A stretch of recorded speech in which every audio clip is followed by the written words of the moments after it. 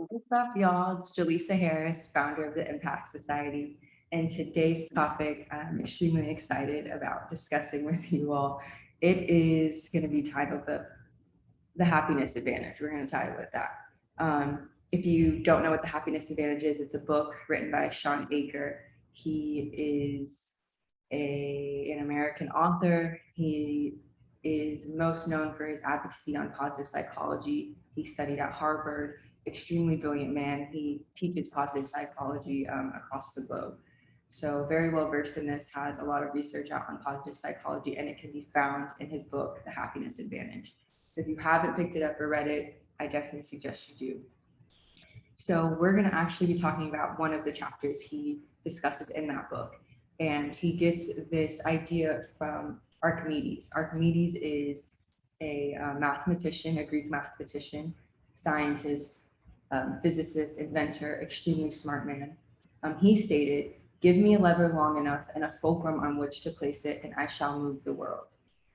And so Shawn presented this correlation between that formula, and the ability to maximize our potential in work and in life.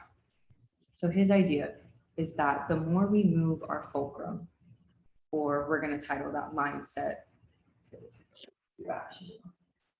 the fulcrum, we're going to title mindset.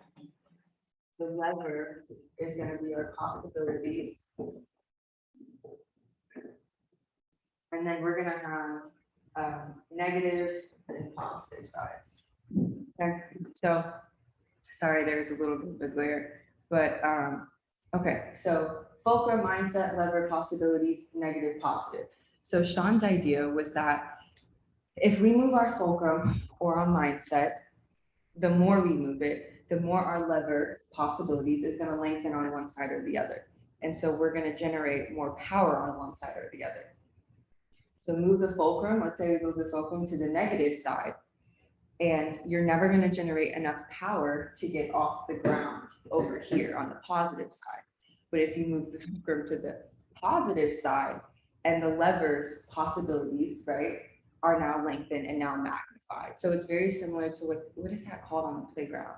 It's the teeter-totter thing, right? Where you have two kids, usually one weighs more than the other, then you automatically see that kid go up in the air, or if the weight is distributed evenly, you're going to see you're going to have to push, right? So it's that same concept. And so a really fascinating example of this, and you can find this research in his book, is back in the election time when Barack Obama was running for president.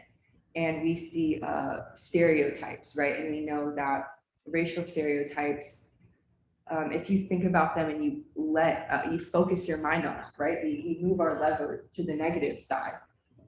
What's interesting is you actually see test scores change, viewpoints change, even your attitudes, right? So specifically in this study, like I said, it was during the 2008 election, and decades of research has been produced on internalizing racial stereotypes and how that contributes to the achievement gap between Black and white students.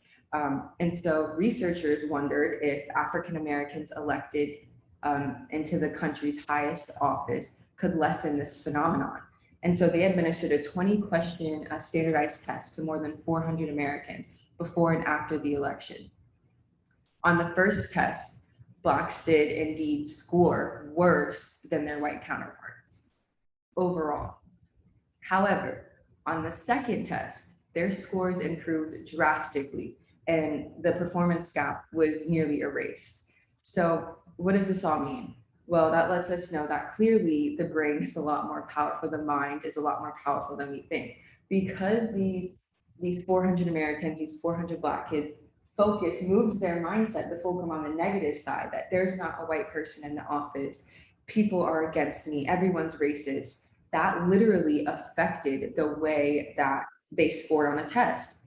But now a Black man gets put into office or is nominated, and they move their fulcrum to the positive side, because it's like there's a chance, there's a Black man in the highest level of politics that can be, he has achieved so much, I can do that as well, he looks like me. They felt more confident, And now their positivity, their possibilities, their mindset, being more positive has now magnified. And how truly remarkable is that, right? How powerful is the brain? And so Archimedes really did have it figured out in this formula. I mean, this concept it can seem fundamental and kind of obvious. But looking at the substantial amount of research that's out on the mind and the power of the mind to transform thinking, you would figure that this is something we kind of already know and it's kind of common sense. However, it's not. And so the question is it not common to us because we haven't been taught that? Is it not common to us because we fail to actually identify our emotions? And so how can we identify something that's negative and causing harm to us, like um, achieving low scores on standardized tests? How do we know that that's even affecting us if we lack the ability to identify our emotions and what sparked them internally and then with others? And so, I think that the way we have to approach this is, how do we learn to not succumb to our negative circumstances or thoughts, but instead overcome them so that we always position our fulcrum or our mindset and in a positive place and magnify our opportunities and possibilities for ourselves. So I hope you enjoyed today's topic. Like I said, if you haven't checked out The Happiness Advantage, the book, it's an amazing read. Definitely go ahead and get that for yourself. This is where all of the research for today's topic is going to be cited from. So I hope you guys enjoyed. Once again, any questions or challenges, I would love to chat about it. Thanks, y'all. Have a good one. Bye.